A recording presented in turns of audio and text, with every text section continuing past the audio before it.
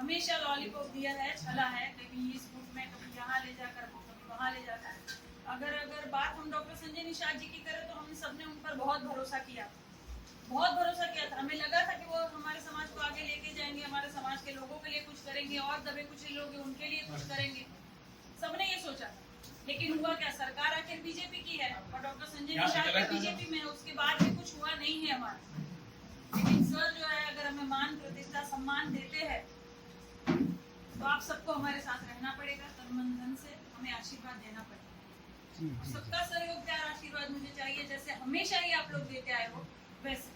अगर आप चाहते हो कि फूलन देवी के बाद कोई चेहरा हो, मैं तो नहीं मानती, लेकिन बहुत समाज के लोग कहते हैं, मैं तो उनकी धूल के बराबर भी नहीं हूँ। लेकिन आप देख रहे हो कि मुलायम सिंह जी ने ही फूलन देवी जी को जो है वो उबारा था, अब सभी जानते हैं। तो अब हमें तन मन धन से समाजवादी पार्टी के साथ रहना चाहिए। और बाकी सर आप बताइए, आप क्या चाहते हैं हमारे समाज से? जो भी है, मैं काजल जहाँ रहेगी, मेरा पूरा समाज का सहयोग और साथ रहेगा। बिल्कुल बिल्कुल साथ में रहेंगे। ठीक है ना भैया? जी जी। सबसे पहले काजल जी का मुंबई में समाजवादी पार्टी की तरफ से बहुत बहुत अभिनंदन, बहुत स्वागत करता हूँ और इनके संघर्ष को भी प्रणाम करता हूँ कि इन्होंने उत्तर प्रदेश में समाजवादी पार्टी ज्वाइन करने वाली है और अभी ये इलेक्शन हो जाएगा लोकल बॉडीज का, 1 तारीख के बाद इनका नाम अनाउंस होगा। बहुत खुशी की बात है कि निषाद समाज के काफ़ी लोग समाजवादी पार्टी के करीब आ रहे हैं। देखिए, आप सब अच्छी तरह जानते हैं कि समाजवादी पार्टी दबे कुचलों की पार्टी है। समाज के उपेक्षित लोग जिनके साथ नाइंसाफी हो रही है, उनकी पार्टी है समाजवादी पार्टी। और मैं पिछले कई सालों से मुंबई में समाजवादी पार्टी को लेकर चल रहा हूँ। आप सब मुझे काफ़ी लोग पहचानते भी होंगे। तो मैं यहाँ से मिले हूँ, इस इलाके से तीसरी बार मिले हूँ और इसी महाराष्ट्र में लोगों ने मुझे एक ही साथ 2-2 सीट पे जिता के दिया। तो मतलब समाजवादी पार्टी को लोग चाहते हैं, लेकिन हम लोगों तक पहुँच नहीं पा रहे हैं। हमारी कमजोरी समझिए, या क्या है कि हम हर समाज तक हम लोग नहीं पहुँच पा रहे। तो मैं ये कोशिश कर रहा हूँ कि मुझे जो भी लोग भी यूपी में वाले नेता लोग हैं, जिनके संपर्क से, जिनकी जान पहचान से उनके इलाके के लोग यहाँ आ सकते हैं, तो मैं कई बार यूपी के लोगों को बुलाता हूँ और उनके संपर्क से लोगों को बुला के पार्टी से जोड़ने की कोशिश करता हूँ। मैं जानता हूँ कि भाई देखो, यूपी की तरह से यहाँ लोग खाली नहीं है, वहाँ क्या, वहाँ किसान है, वहाँ खेती होती है, खेत में काम किए उसके बाद फ्री है। जहाँ भी जलसा होता है तो 10-20 किलोमीटर 30 किलोमीटर चले आते हैं भाषण सुनने। और वहाँ तो यहाँ से जब वहाँ इलेक्शन होता है, खाली इसका अपना प्रधानी का, तो सब यहाँ ट्रेन में भर के जाते हैं, लेकिन यहाँ नहीं जुड़ते। मेरा ये दुख है कि वो उत्तर भारतीय जो मुंबई में बहुत बड़ी तादाद में रहते हैं, उनकी यहाँ वो स्थिति नहीं है जो यहाँ होना चाहिए। जबकि उत्तर भारतीय यहाँ की राजनीति में एक बहुत बड़ा प्रभाव रखते हैं। मैक्सिमम उत्तर भारतीय जो है ना, चले जाते हैं बीजेपी वोट दे देते हैं, कि नहीं? बताइए। नहीं, पहले ऐसा नहीं था, पहले कांग्रेस को वोट करते थे ज्यादा उत्तर भारत। मुझे नहीं करते, लेकिन कांग्रेस रियल है, जो रियल है। मैंने जब पार्टी शुरू किया था ना, तो मैंने 4 MLA मुंबई में जिताया था और 22 नगर सेवक जिताया था। इसमें एक भी उत्तर भारतीय नॉन मुस्लिम को नहीं चुन दिला पाया। जब मैंने 100 टिकट दिया था, कहाँ से? अंधेरी से, बोरीवली से, दहिसर से, जोगेश्वरी से, उन इलाकों से जहाँ हमारे उत्तर भारतीयों की संख्या बहुत बड़ी संख्या है, लेकिन हम लोग चुन के नहीं आए। वहाँ चुन के कौन है? बीजेपी और शिवसेना या कांग्रेस। हमारे यहाँ से कोई बार जीते थे, लालजी यादव। कहाँ पे आ जाए? गाजियाबाद से जीते थे लालजी। लालजी राज्य तो गाजियाबाद नहीं जीते थे। आपको नहीं मालूम? सुनिए, 15 से हमारा बतिया सुना। लालजी यादव नहीं चुन के आए। 100% मुस्लिम इलाका भारत नगर, जहाँ 100 में 100 मुसलमान, वहां पे मुझे चाहिए था एक ओबीसी। तो लालजी यादव ने कहा मेरे पास ओबीसी है। तो मैंने वहां माइक पर बोला कि भाई लालजी यादव की पूरी गारंटी मेरी है, आप इसको चुन के लाओ, पूरा काम होगा। लोगों ने वोट दिया। उत्तर भारतीयों ने नहीं जिताया, बल्कि मुसलमानों ने जिताया। आपका सपोर्ट था। सुनिए, मैं तो खड़ा किया था, मैं तो पार्टी का था, समझिए आपने। लेकिन जब लालजी यादव का गद्दार भाग से खड़ा किया तो नहीं जीता हो, नहीं चुन के आए हो। लेकिन क्या हो गया, उनका ओबीसी बोगस था। वो चले थोड़ा 1 आध साल चले, उसके बाद उनको वो जो है ना उनको वो कर दिया अपना, निकाल दिया उनको, भाई इनका सर्टिफिकेट बोगस है। फिर वो हम और बदनामी अपनी हो गई वहाँ पे कि हम लोगों ने वहाँ पे इतनी मेहनत से खड़ा किया, जिता कर लाया, और वो काम ही नहीं करता है क्योंकि उनका सर्टिफिकेट बोगस था। हमारे पास जहाँ उपजाऊ जमीन है वहाँ हम खेती क्यों नहीं कर पा रहे? जहाँ हमारे उत्तर भारतीय इतनी बड़ी संख्या में है कि हम चुन के ला सकते हैं, वहाँ क्यों नहीं चुन के हम आते? बात है कि नहीं है? और अगर कोई उत्तर भारतीय डरता है शिवसेना वालों से, मनसे से, तो यार उत्तर भारतीय डरने वाले कौन है क्या? मैं यूपी जाता हूँ, देखता हूँ, मैं बार बार भाषण में बोलता हूँ अपने कि जब जाता हूँ गांव में ना मैं, तो शहरी में देखो दादा चाचा बंदूक लेके दो नाली घूमते रहते हैं। काय को भैया हमारा पट्टीदार से झगड़ा चल रहा है, साला जमीन 5 बीघा है बेच देंगे, लेकिन पट्टीदार को छोड़ेंगे नहीं क्योंकि अपमान की बात है और सम्मान से जीवित रहेंगे। बोलो गलत बोल रहा हूँ? सही बात है। वहां तो सम्मान और यहाँ अपमान क्यों? ये महाराष्ट्र किसी के बाप की जागीर है क्या? जितना शिवसेना मनसे की उतना तुम्हारी, तुमने महाराष्ट्र को बनाया, तुमने मुंबई को बनाया। ये लड़ाई मैं लड़ रहा हूँ, मेरे पे केसेस हुए, मैं केसेस भी देख रहा हूँ। हाउस में देखा आपने हिंदी में कितना बड़ा लफड़ा हुआ, लेकिन हमने हिंदी का सम्मान बचाया। तो गिनती से कुछ नहीं होता, आदमी का जो है ना, उसके अंदर आदमी ऊर्जा होना चाहिए, आदमी को अपने अपने अपने लोगों के सही के नहीं, उनका जो है ना कम से कम कुछ अपनी वो जिम्मेदारी होना चाहिए। तो हम जो है ना, जो बिखरे हुए मोती है ना, उनको जोड़ करके एक अच्छा माला बनाना चाहते हैं। और हमारे यहाँ कभी भी हिंदू मुस्लिम नहीं होता। मेरा दरवाजा 24 घंटा खुला है, कोई भी आता है, कहीं का भी आता है। मुझे अभी कोई फोन करते कि मैं भैया उत्तर प्रदेश के महाराजगंज से बोल रहा हूँ, मेरे पिताजी को कैंसर हो गया, मुंबई आ रहा हूँ। मैं नहीं पूछता तुम कौन हो, मैं नहीं पूछता तुम किस पार्टी के हो, क्या चाहिए आपको, मुझे एडमिशन चाहिए अस्पताल में, मुझे जगह चाहिए। आते हैं, हम उनको कोशिश करके जितनी मदद होती है हम लोग करते हैं। हमने कभी नहीं पूछा कौन आदमी किधर का रहने वाला है, कौन आदमी का इंसान, कोई भी इंसान उसकी मदद करना हमारा कर्म। अगर हमको भगवान ने, ईश्वर ने, अल्लाह ने ताकत दिया है, यहाँ राजनीति में इतना हमको स्थान दिया है, तो हम लोगों का फर्ज होता है कि हम लोगों की मदद करें। और राजनीति का ये प्लेटफॉर्म बहुत महत्वपूर्ण प्लेटफॉर्म है, हम लोग आपकी आवाज़ बुलंद कर सकते हैं, वहाँ पे बात कर सकते हैं। तो इसलिए हम चाहते हैं कि आप लोग जुड़े, लेकिन जुड़े टेम्परेरी नहीं, वो बोलते हैं फेविकॉल चिपका दो, साला छूटने नहीं पाते।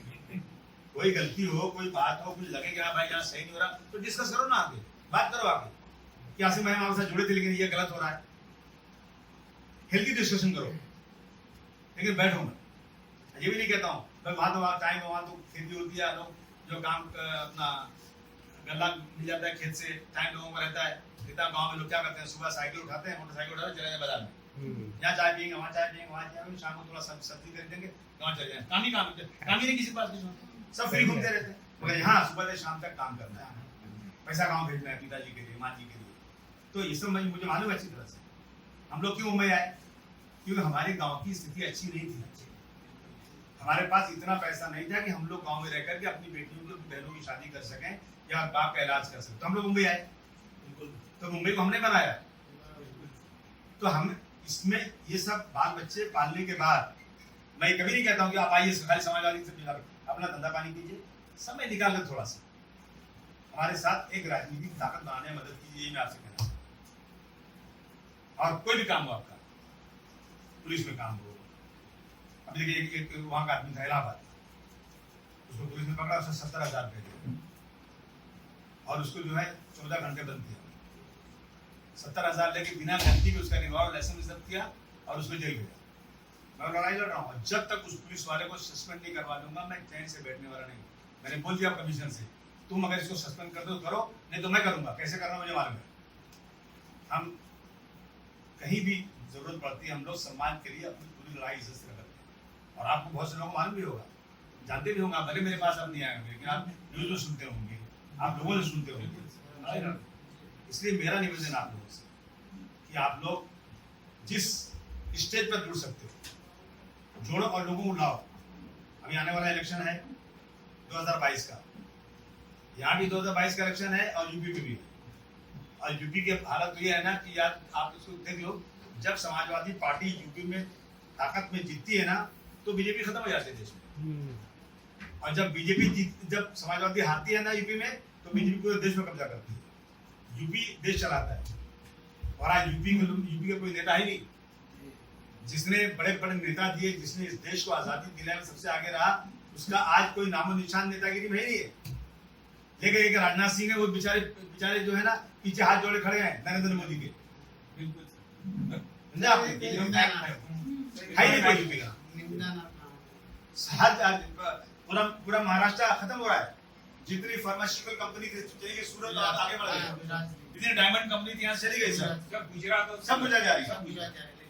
तो हम लोगों में एक सूत्री कार्यक्रम कि यूपी में अगर बीजेपी को हराना है तो कांग्रेस, समाजवादी पार्टी, बहुजन समाज पार्टी और छोटी छोटी पार्टियां, इनमें सबसे मजबूत कोई पार्टी है ना, मैं नहीं कहता हूं, सारी दुनिया कहती है कि समाजवादी पार्टी मजबूत, और वोट बढ़ जाएगा ना तो फिर ही आएगा। ये व्यापारी है, राजा नहीं है ये, और राजा का व्यापारी कभी राजा हो नहीं सकता। ये बर्बाद कर रहे हैं देश को। हमारे हिंदू मुसलमानों के ताल्लुकात आपस में कितने अच्छे हैं। हम लोग गांव में रहते थे, गांव में कोई आदमी आ जाए तो जो हिंदू घर पहले पड़ता था वो पकड़ता था, भैया हमारे गांव दमा दो, पहले मेरे घर कुछ पानी पी के जाओ आगे। और ये आदमी तो मुसलमान हिंदू दुश्मन बना दिया। हमारी आपस की जो है गंगा जमुनी तहजीब को खत्म कर दिया। और ऐसी हिस्ट्री बयान करते हैं कि लगता है सबसे बड़ा दुश्मन इस मुल्क में मुसलमान ही है, और इसी इशू को लेकर के आज राजनीति कर रहे हैं। ये इशू है, लोग मर रहे हैं। अभी 25,000 करोड़ का एक भवन बना है। कितने का? 25,000 करोड़ का। पार्लियामेंट बंद खत्म तोड़ देंगे, वहां जो पुरानी जगह सब तोड़ देंगे और बनाएंगे। और ऐसे समय में जब गांव में अस्पताल नहीं है, लोगों को ऑक्सीजन नहीं मिल रही है, लोग साइकिल पर, रिक्शे पर, हाथ गाड़ी पर अपने गोद में लेकर 20-20 किलोमीटर मरीज को जा रहे हैं और डेड बॉडी लेके जा रहे हैं, तो दुनिया में हमारे देश की इतनी हंसी हो रही है कि मजाक बन गया। तो हमारे पास अगर 25,000 करोड़ है तो कहाँ खर्च होना चाहिए? वो खर्च होना चाहिए अस्पताल पे, ऑक्सीजन। हर गांव में अस्पताल बन जाए, हर गांव में लोगों को कम से कम जीने को मिले। अभी तो कोई कोरोना खत्म नहीं हो रहा है, फिर दूसरा आ रहा है, और आगे तो क्या होगा? पिछले 1.5 साल से कुछ बात धंधे ही नहीं कुछ पास कुछ। और ऐसे में लोगों की मदद के बजाय 23,000-25,000 करोड़ रुपए का भवन बने, तो ये अच्छा है क्या? ये नीति इनकी है। तो भाई यूपी में समाजवादी पार्टी के लिए मेहनत करना अपने को, और यहाँ जहाँ हम लोग रहते हैं, अब यहाँ से वापस तो जाना नहीं है, ये रहना है। और जितने रिश्तेदार गांव में है ना, बेकार कर बुलाओ मुंबई सबको, जहाँ जगह पड़ी सब कब्जा करो, सारे को रहो। ये पूरा गोंडी कब्जा किया हुआ है। आज वजह की उनकी कितनी 50 लाख रुपए, 1 करोड़ रुपया, ये सब कोई खरीदी नहीं जगह, सबने कब्जा कर लिया। और धीरे धीरे कानून बन गया कि भाई 95 का लीगलाइज कर हो गया, 2000 का लीगलाइज हो गया, अब 2011 तक का हो रहा है। तो अपने को मुंबई में रहना है, तो मुंबई को भी अपने को एक शक्तिशाली अपनी राजनीति की ताकत बनाना है। बोलिए आप इस बात से कैसे बनेगी? अगर हम लोग अलग अलग जगह बढ़ जाएंगे तो कैसे करेंगे? कौन लड़ाई लड़ रहा है? आप मुझे बताओ ना। मनसे ने इतना किया, सरकार किसकी थी? कांग्रेस की थी। फिर किसकी आई? शिवसेना बीजेपी की आई। आज तक राज छकरे जल गया, क्यों नहीं गया भाई? आप किसी को 2 झापड़ मार दो, साला जेल जाते हो आप। किसी का धंधा जला दिया, तोड़ दिया, टैक्सी तोड़ दिया, जेल गया आज तक? किसी ने मदद किया? 100 कम से कम 100 वारंट यूपी, हरियाणा, बिहार, झारखंड से आया भ्रष्टाचार के खिलाफ, लेकिन आज तक एक दिन भी उसको जेल नहीं हुई, और आज तक कभी महाराष्ट्र सरकार ने उसको उस स्टेट में भेजा नहीं जहां से वारंट आया। क्या कानून है? ये लड़ाई लड़ना है, इसलिए लड़ाई लड़ना है। आप सब लोग थोड़ा सक्रिय होइए, और अभी आप लोग हैं, फिर एक दिन आप लोग फिर लोगों को जमा कीजिए, लोगों का नाम टेलीफोन नंबर लेकर रखिए, फिर 10 दिन 5 दिन बाद एक दिन फिर जमा होते हैं, फिर आगे जो बच्चे उनको लाइए, फिर आगे बच्चे उनको लाइए, धीरे धीरे धीरे पूरा कार्यक्रम पूरा कीजिए। और एक कहते हैं ना, 100 किलोमीटर जाना है, पहला कदम उठाना पड़ेगा। ये मेरा पहला कदम आपके साथ, फिर आप फिर मिलिएगा, तो हम लोग एक ताकत बनाएंगे। और इंशाल्लाह आपकी बार काजल निशा भी चुन के आएंगी जी से। अखिलेश जी ने बोला है कि हम ऐसी सीट से लड़ाएंगे जहाँ से पक्का चुन के आ जाओ। तो ये चुन वहाँ से आएंगी, मुंबई भी आएंगी, यहाँ भी मदद करेंगे हम लोग को, हम लोग एक ताकत बनाएंगे। इसीलिए आप लोगों को बुलाया है। आप आए, आपका बहुत धन्यवाद, बहुत आभार प्रकट करता हूँ आपका। नंबर यहाँ से ले लीजिए, जब भी जरूरत पड़ेगी, कोई एनी टाइम मेरे 2-3 लोग फोन पे हमेशा रहते हैं। कहीं पुलिस की तकलीफ हो, कहीं म्यूनिसिपलिटी की तकलीफ हो, कहीं कोई गटर भर गया हो, कहीं पानी की प्रॉब्लम हो, कहीं और अस्पताल की प्रॉब्लम हो, फोन कीजिए, आपको बगैर जाने पहचाने मदद की जाएगी। ये पक्का वादा करता हूँ। सबका नंबर सबने लिखा दिया, तो मैं फॉर्म भरूंगा और आप लोग मेरा आदमी फोन करके पूछेगा कि किसको कौन से एरिया में काम करने की सुविधा है। भाई कोई जरूरी नहीं सभी लोग काम करें, कोई खाली कमर बन के काम करेगा, कोई पार्टी के संगठन से जुड़ के काम करेगा, कोई वार्ड लेवल पे काम करेगा, कोई डिस्ट्रिक्ट लेवल पे काम करेगा। इस तरह से काम करना है, मैं इसीलिए बुलाया आपको। बहुत धन्यवाद आप लोगों का।